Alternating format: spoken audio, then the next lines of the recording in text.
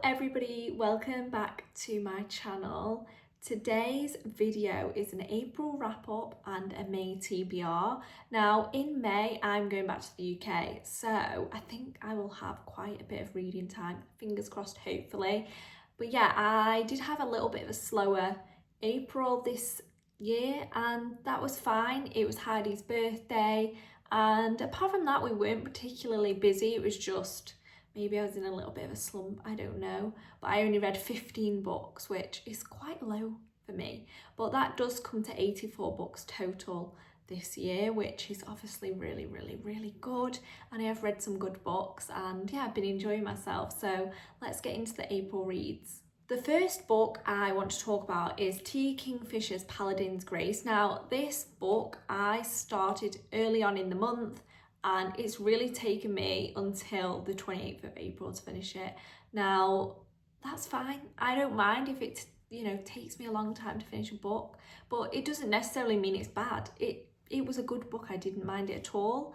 And yeah, it took me a little bit to get into it initially. That's the only thing. And it was quite slow, like the pacing just wasn't there to begin with.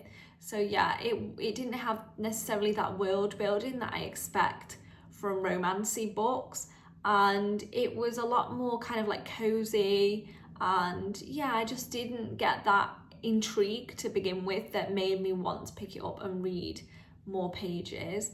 But saying that, it does have a murder mystery element to it, which I do really like. And I do read a lot of murder mysteries actually, as you will see when I talk about some of the other books, but it did have a lot of action, it had danger, and that did keep me occupied when I was reading it, especially as we got further into the book.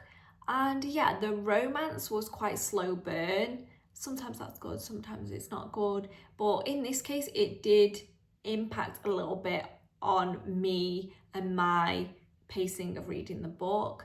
But I still felt it was good because there was a lot of emotional build up, there was a lot of tension. It just took me a while to get there. But yeah, it was quite emotionally heavy and I didn't really necessarily expect that. I don't have many thoughts going into the book because I do, like I said many times, try and pick up books without knowing very much. But I thought it was a lot more emotional than I was going to get. So we have our male character here, Stephen. He's a bit of a lost soul. His god has died and yeah, he's kind of just like existing. He's not really doing too much, he's just kind of there. And then our female main character, she makes perfumes and sells them in her own little shop, and she gets somehow entangled in an assassination, and these two people meet and there is, a developing relationship between them, and yeah, they become intertwined, and it's a really good story, and I would actually really like to read more T. Kingfisher.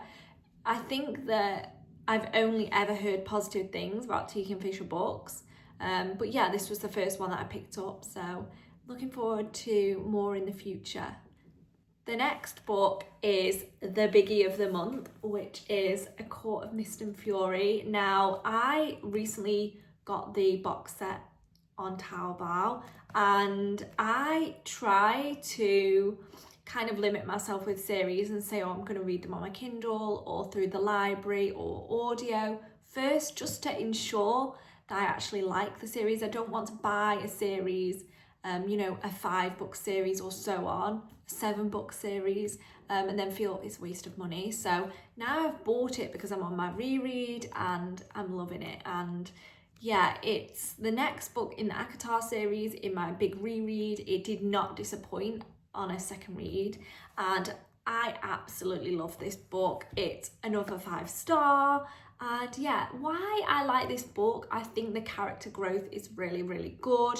It's very emotional, and considering how we ended book 1, we've got all the emotions going on. We are in kind of like the self-discovery era, not just of Feyre, but of the other characters. And yeah, she's definitely trying to find a clearer path for herself and she's on a healing journey. But yeah, the romance in this book is 10 million times better than in book one. Maybe it's just the person, I don't know, but I didn't really see that coming at all. Like when I first read the books, I was shocked, and I think it was also because this was like my first kind of like introduction to romancy, so I didn't really know what was going to happen. But really, you can't help but love the love in book two. I just love it. I am obsessed, and it's not just like romantic love, it's also the aspect of found family. I think that's so pivotal in book two, and yeah, I didn't even know that concept was like a thing until I read these books, and I just, such a good aspect, and it's really, really praised by readers. And yeah, I love that the characters, they're supporting each other and they look out for each other, they're so loyal to each other. And yeah, I love that, and I think loads of people like that about this book series. And also what is good about this book is there's like good twists, and I don't even know if you can really call them twists, but it's kind of like we diverge so far from kind of what's going on in book one, and like the whole direction of where the characters are going to go, and it's just very different. It's like a whole new world, and like even the power dynamics are changing. It's just like two paths have just split from book one and book two, and things that have previously been hidden are now coming to light. And yeah, I guess that kind of is like a twist in a way, but we start to see why things happened the way that they did.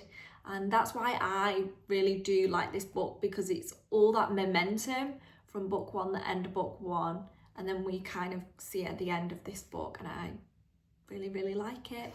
Another book that I read this month, which was quite a difficult book for me to get into, was Mariana Zapata's The Wall of Winnipeg and Me.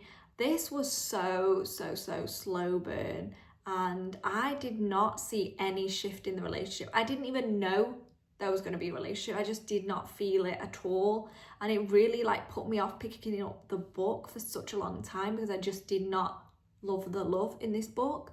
And it actually took me 15 days just to get past 30%. And then I read 40% in a day. So it was just kind of like a whole lot of slow, and then everything happened. And yeah, our male main character in this book, Aidan, he was the most emotionally closed off person I think I've ever read about, I've ever seen. But yeah, it was just like the ending, everything happened a little bit too quickly, and it felt a little bit off-putting, because it was just 80% build up and then boom, everything happened. So yeah, it was kind of a strange one for me, but it's not put me off reading more from this author. I just maybe need to read a little bit more in terms of like the blurb of the book before I pick it up. The next book is one that I really, really liked, but it was also creepy and horror filled, and that is Kylie Lee Baker's Bat Eater and Other Names for Cora Jung. And yeah, this is kind of like a niche type of book.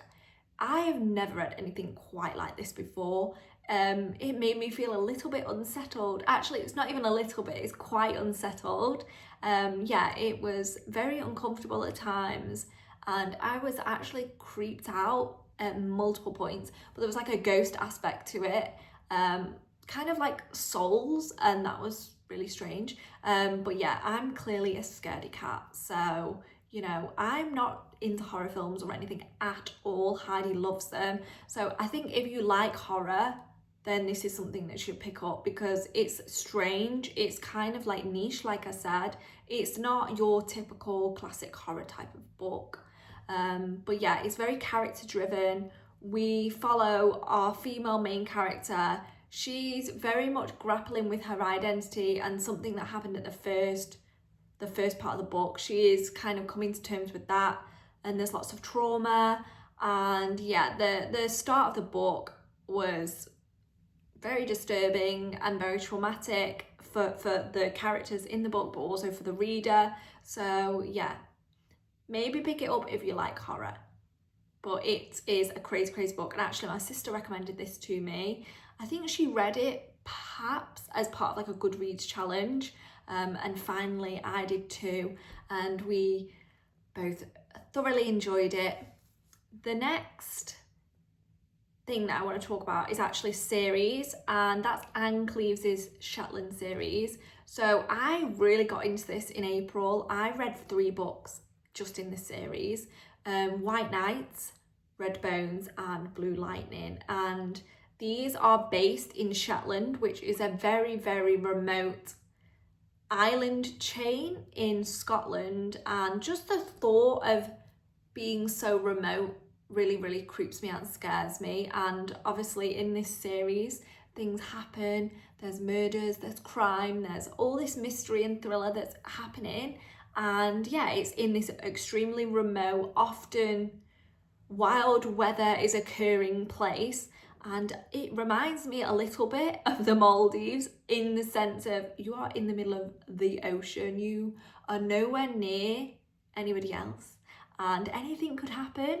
But obviously Scotland's got a lot worse weather.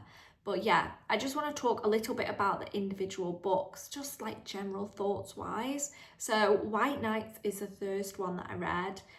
They're not like the book 1, 2 or 3. I've already read them. I'm not quite sure in which book it is in the series, but I will add it. So White Nights, basically a stranger turns up at an art exhibition. Nobody knows this guy, but he's suddenly like, he kind of has like a mental breakdown. He runs off and then suddenly he's found dead. So that was an interesting premise, because I was like, who is this guy? Somebody must know him, blah, blah, blah. It was quite layered actually, and there were so many people that were dragged into this story that I didn't expect. And yeah, I think because it's the small community aspect of it, it's even more just creepy.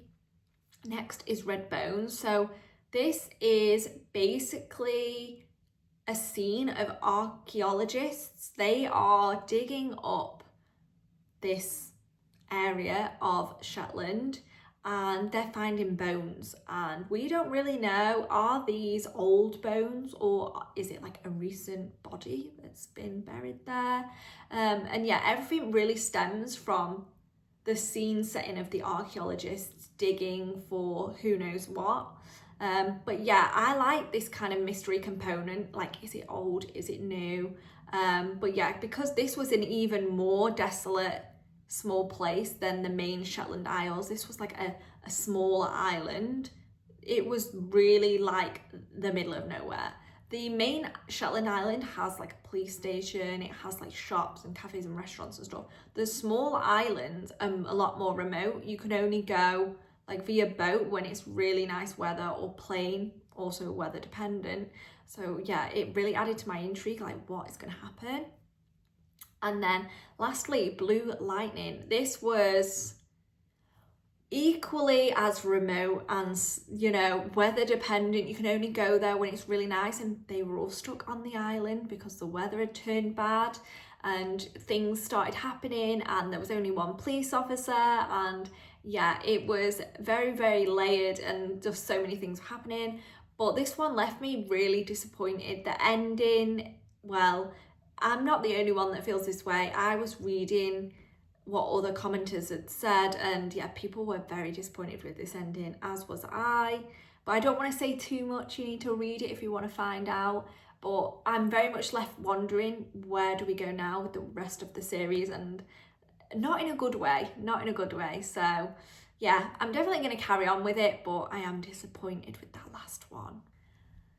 Another book that I read in the month of April was my sister and I's buddy read, and we read The Great Escape this time, which I have the physical copy of, which my dad bought me. Here it is, with Steve McQueen on the front. Now, this is actually one of my favourite films, so this is like one of the photos from the film still, Steve McQueen, and yeah, this was released in 1963, so I mean, that was a long time ago. We've got the Mr. McQueen, we've got Richard Attenborough, Charles Bronson, and so many other greats of the day. So of course, this being such a favourite of mine, and I'm not even sure why it's such a favourite of mine, but I just watch it a couple of times a year. I love it. But I knew I needed to pick this book up because The book was originally published in 1950, so I wanted to see how well does the film replicate the book. And yeah, we picked this as the buddy read because I actually forced Charlotte very recently to watch the film with me, and yeah, she really liked it. And the film is very heavily fictionalized, and the book and the film really diverge in terms of what actually happened. But the book, I think, was so good because I rated it 4-star. The film would definitely be a 5-star for me, but the book was a 4. It didn't quite reach the heights of the film, but it was extremely informative. And what I liked was that it gave you diagrams, because I'm not a tunnel digger, I'm not a miner, I don't know anything about these kind of like prisoner of war camps really, and they use the diagrams to show you like the tunnels, the position of the tunnels, the equipment, and so on and so forth. And I think that was really necessary because some of it was complicated, but yeah, there was a lot of characters involved. There was like lots of stories to kind of like understand about these people, how they did it, what goes on, what prisoners left the camp, what prisoners stayed, blah blah. And yeah, that can lead to a little bit of confusion because there was literally so many people involved in the Great Escape. But yeah, couldn't keep up with all the names, couldn't keep up with the nationalities. It was a lot. But the film, what is different about the film and different about the book is in the film, they really wanted to highlight the American involvement in the escapes, because the film was predominantly trying to be sold to American audiences. But actually in the book, the Americans were not really that involved at all. They actually were moved to a different camp. So yeah, they didn't have a great involvement in the Great Escape. So I thought that was really interesting. I didn't know that. So yeah, I really liked it, but I do prefer the film. So if you get an opportunity, I really think you should watch it, because not only is it great actors, yeah, it's just a good film and it's historical and I love it. Another book that I read in April was The Baby Dragon Bakery. Now, I love this cozy romancy series, and sometimes we don't always want to read high fancy, big drama, death round every corner type of books. We want something cozy. We just want a peaceful vibe, and I certainly did when I picked up this book. This atmosphere in the book really makes it stand out to me, because it's not only like a small town. We've got like a cute high street of shops, we've got a bakery, we've got a cafe, and then the next book will be a bookstore. So I just love the vibes. They're like top tier. We've also got dragons, but they're not really like fire breathing, soaring high in the sky with a rider on their back dragons. They're a lot more kind of like silly and chaotic and cute, and you just want to cuddle them. And I really like that, because they're more kind of like a companion or a pet rather than like killers like they're seen in other books. And I think that adds a lot of softness and cuteness to the story. But yeah, I really like these kind of cozy romancy books, and if you have any recommendations, please let me know, because I am always after more. The next book that I read was a history book, and sometimes I try and read equal amounts of non-fiction to fiction. Sometimes I don't. I often set a TBR and then I mood read, so I need to kind of tell myself off. But the next book that I read was The Broken House. Now, I am always intrigued to read the other side of the coin, whether that's in terms of like historical events. I mean, mainly historical events, because as we all know, the victor writes the story, so we never really hear both sides of the story.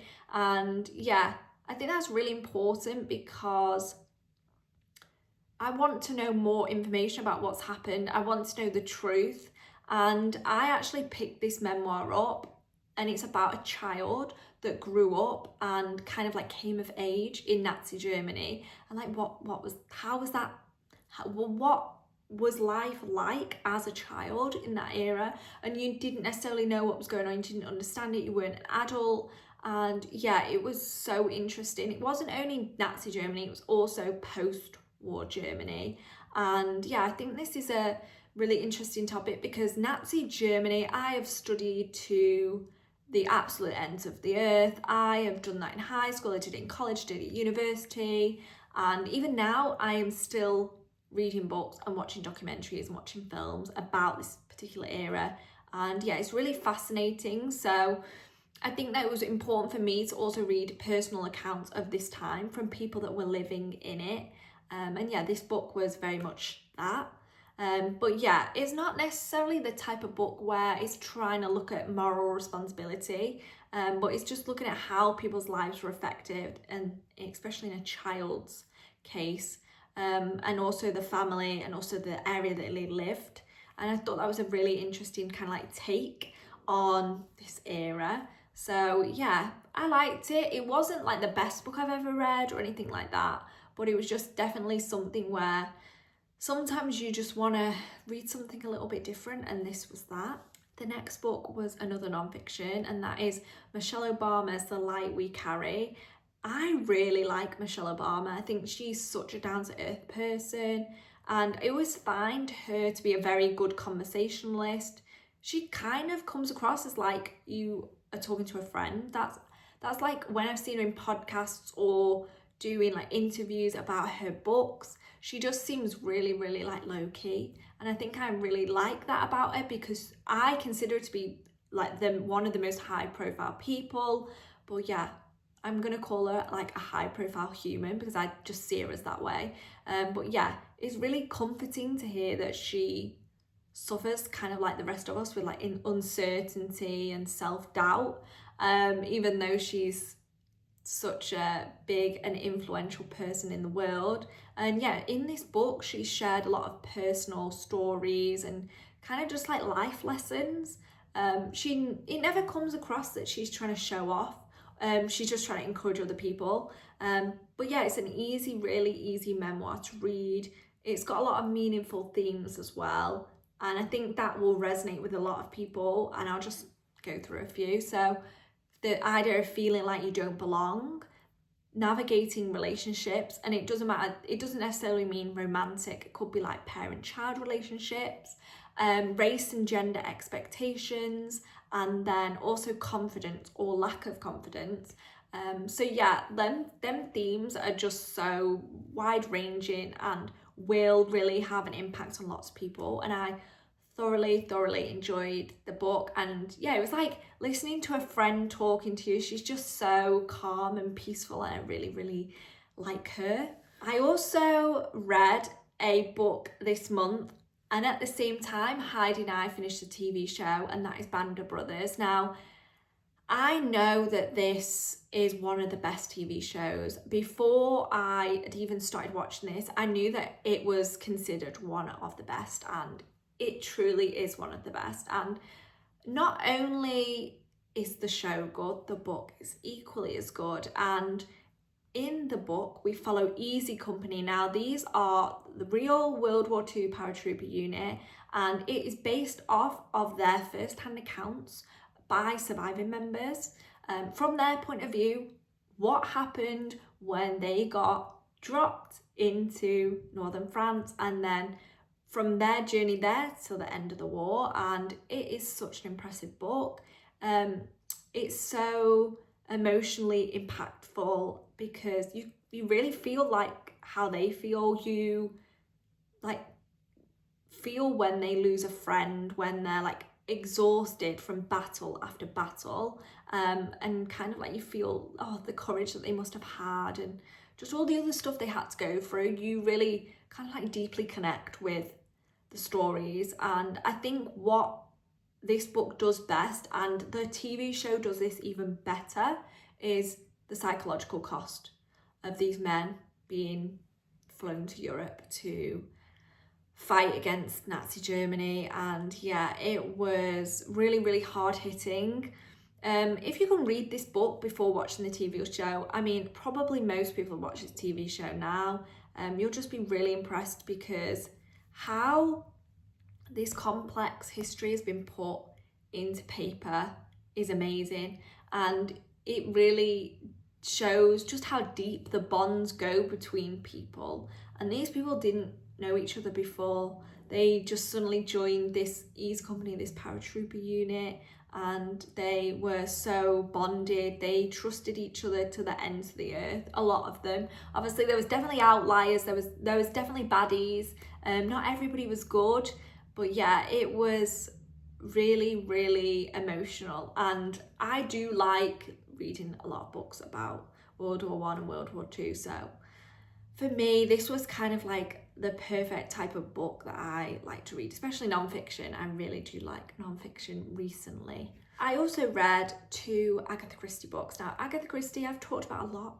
I love Agatha Christie, and I also love a good classic. It doesn't have to be Agatha Christie. I just think that there's nothing more classic than a murder mystery. I'm well into Miss Marple now, and I actually have already finished all of Poirot, and in April I finished 2 more Miss Marple books. So yeah, I just needed a classic whodunit mystery. I needed the group of characters that come together seemingly from nowhere. There's like kind of, I always feel a big group of random people together that you wouldn't necessarily expect, and you're trying to find out which one was involved in the death or not, who done it.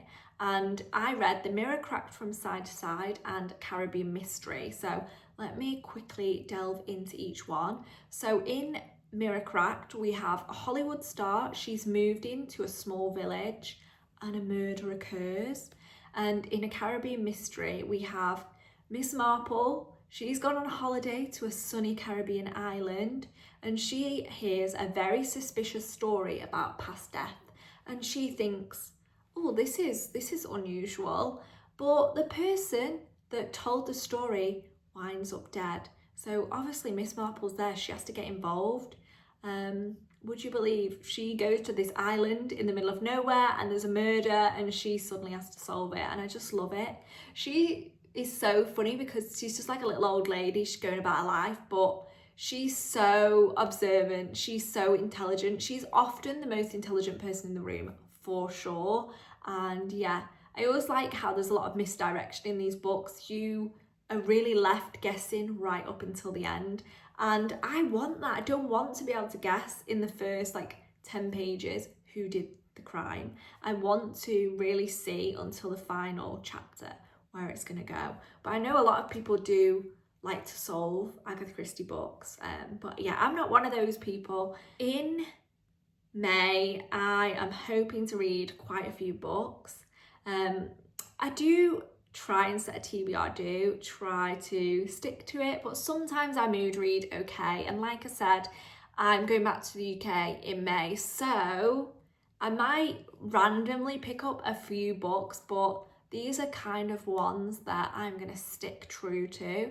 So firstly, we have the buddy read that my sister and I picked, and I cannot wait. We are reading Twilight. I'm really looking forward to it. I am pretty sure I read these books when I was like 13 or 14. Honestly, can't remember. I obviously know the story because I've watched the movies. I've watched them quite recently. Heidi had not watched them, so we watched them together, and yeah, all I can say is iconic. But yeah, I'm really hoping that this is a good buddy read pick. I don't want to waste my time with it. But yeah, we've had a really good like time so far with our buddy reads, so I'm thinking this one will be good. And it's not a literary masterpiece, is it? It's, you know, it's more a vibes read, and I'm very much into a vibes read at the moment, so hopefully my sister and I thoroughly enjoy that and kind of reminisce back to our teenage years. Another book that I want to talk about is actually one that I've been putting off for so long, and this was actually kind of another recommendation from my sister, and that is Babel. And that's only because she read it quite recently and she just keeps pushing it towards me, saying you need to read this, you need to get to this sooner. So yeah, I'm reading it in May. I'm actually doing audiobook for this one, and I think it's like 21 hours or something crazy like that, so hopefully I can get that done. But yeah, I don't really know very much about it. I know it's like dark academia and it's set in 19th century Oxford, which sounds really cool, and I know there's a lot of hype around this book, and I've had previous good experience with Ara Kwong, so hopefully this one goes equally as well for me. But I do feel that it might be a little bit intimidating because a lot of people say this is quite like intellectual. And yeah, I'm not sure whether I'm gonna like that or not. I don't know until I pick it up, but maybe it'll remind me kind of like my university days in like a strange way. But hopefully it's not too dry. I want it to be, I want it to blow my socks off basically. I want to be really impressed by it. So hopefully I am. Another book that I'm going to pick up is another one that I've been recommended by my sister, and which is weird because I've actually read a lot more books than her, but she seems to read the ones that I want to read, and she reads all the good ones. So this is another one, and that is The Idaho Murders. So we both love to watch and read true crime, and this is going to be right up my street. And I actually don't know very much about this event. I know about it just on the news, like very minimal coverage, but yeah, I'm strangely looking forward to reading something about this, and I think that's because I often pick up true crime books that are about really well-known events, like the Manson murders, for example. But this one, 2022 University of Idaho killings, I feel like in America it's probably really big news, but here it falls through the cracks. But yeah, 4 students were killed in an off-campus accommodation, and yeah, it's just about the like major crime investigation, kind of like the media circus around it. I'm really looking forward to it because it's something I don't know very much about. Another book that I want to read this month is some more of the Jack Reacher series. Now, I am well into the teens now in the Jack Reacher books. I think I'm on number 15. So yeah, I'm making steady progress with it. There's no signs of boredom yet. I'm really kind of like enjoying it, just slowly, slow plod along, pick up a couple every month.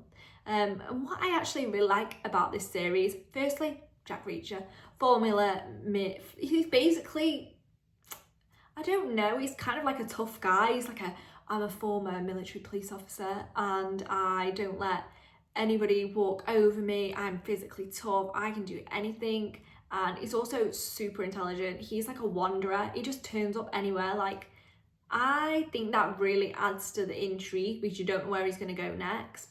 And yeah, I really like it because it's fast paced. The chapters are so short, and I really like that when we have a short chapter. Sometimes I just cannot be bothered with long chapters. But it always makes me laugh, this plot, because I feel it's kind of like diabolical in a way, because it's unbelievable that every single time he ends up somewhere there's been a murder or a crime or something's happened. And maybe it's a good thing because it sets that pace and it's like the thrilling aspect of it.